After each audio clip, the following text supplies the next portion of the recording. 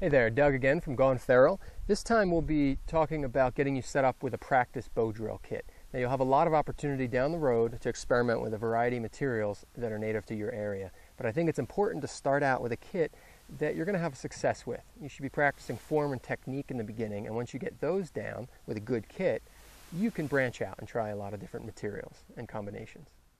Bow drill kit, there are 4 parts. Let's start with the spindle. I recommend for your first kit that you go to your local home improvement store and buy yourself a 7/8 inch hardwood dowel.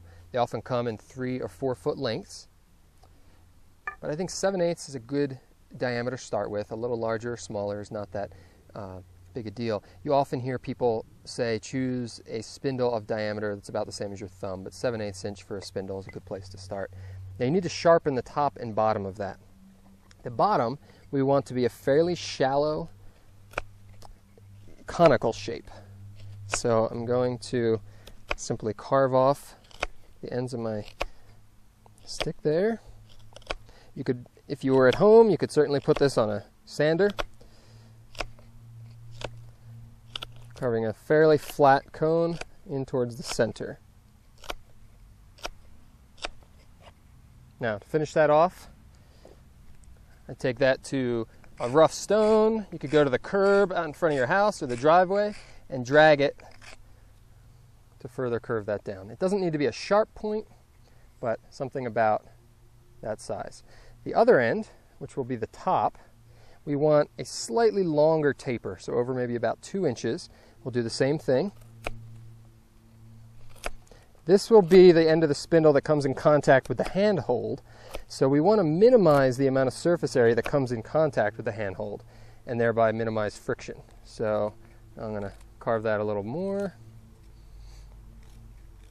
You don't want, again, a sharp point, a smaller point, but still rounded it over. So we'll stop there. Again, I'll drag it on that rough rock. The curb, again, is my favorite way to do this. Kind of dull the point at the top.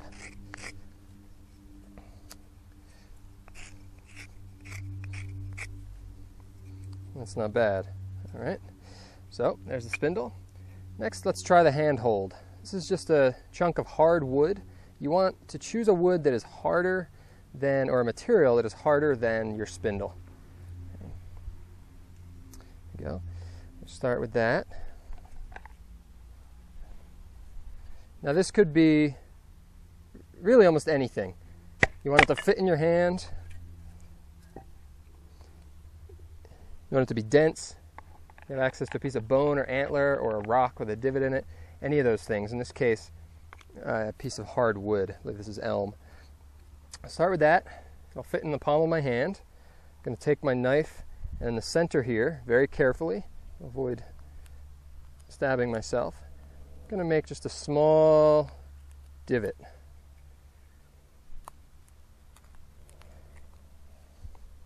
This is going to accept the top end of my spindle. Now I can continue to carve those down. In this case, maybe I'll take the spindle a little smaller.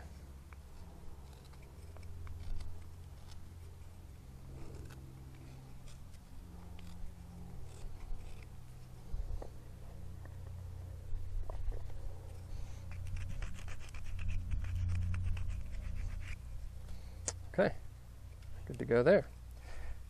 Handhold and a spindle. Now for your hearth or fireboard, I recommend going back to that home improvement store and getting yourself a piece of 1x2 cedar. Cedar and this hardwood dowel make a fairly good combination with high success rates. So the cedar is fairly soft. Now generally when choosing woods you don't want to choose coniferous trees, but cedar can be a very good wood for this purpose. So this will come in 6 or 8 foot lengths, meant for fences and other outdoor projects. Cut it into a length that you're happy with, 9 inches, 10, maybe foot long. And you'll start by making a divot in the center, or more specifically, so that when you line your spindle up, it's not touching either edge. You want it, a 1/4 inch to 3/8 of an inch in from one edge. Okay. Started that there. Now eventually we'll carve notches into this. For your bow, you can find any stick off your wood pile or anywhere else. A good rule of thumb measurement you hear quite often is from a length that's about the distance from your armpit to the palm of your hand. Now, the technique we often use to mount a string on these, it's fairly simple and a good survival technique, is to split the ends of your stick. I'm going to do that by taking my knife, laying it across the top, gently tap on that until I split it just a tiny bit here. Notice my stick is split about 2 inches down, my knife blade is only about 1 inch in. Okay, gonna remove that and do the same thing on the other end. I want to make sure to line up my splits so they're in the same plane. Like so. Again, not too far. You could split your entire stick if you're not careful. Now my string, I'm simply going to wedge in on one end. If I have trouble, what I will often do is take my knife blade, again, slide it in, twist a little bit, sort of wedge it open, start my string in, slide it down. Now, have that started. Carefully wrap this around underneath, or more towards the center than the first pass through of the string. I want to pull that hard. It's going to act as a clamp to prevent that string from sliding down and splitting the stick further. Come around,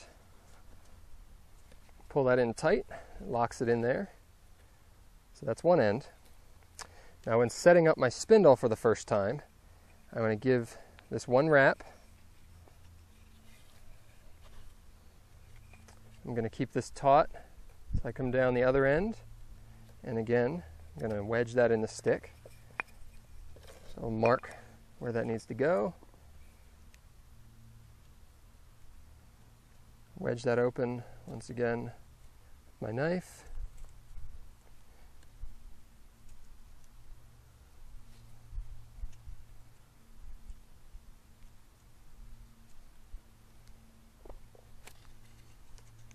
I'm going to check that before I lock it off. Okay, now the string is taut, but I like a fairly tight string on there. So what I will do is I get that to the point of being taut, and then I come back to this top end and I'll pull it through another 1/4 or 1/2 inch. So it's really going to be tight on there. Then I need to finish this end off, so I again wrap it underneath that string.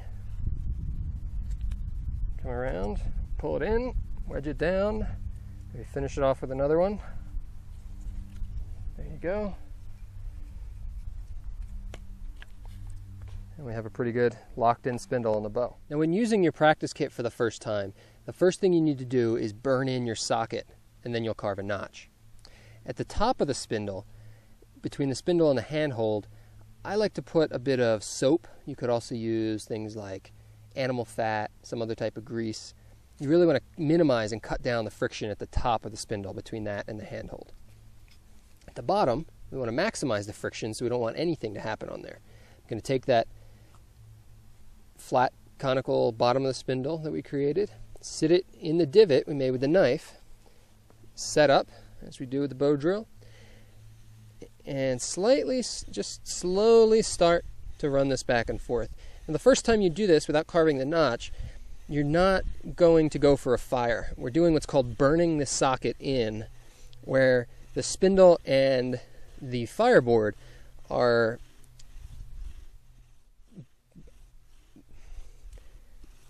abrading each other to take the same shape. The more surface area we have in contact, the more friction we can have. Now you'll often see it smoking, but we'll stop there. And you can see that these have already taken a very similar shape. The second thing this does for us is tell us exactly where that socket is going to be and where the center is. Lastly, we'll need to carve a notch here before we can make a fire. And for more on that, check out our video on how to carve the perfect bow drill notch. All for now, so have fun with your new practice kit, and we'll see you back next time.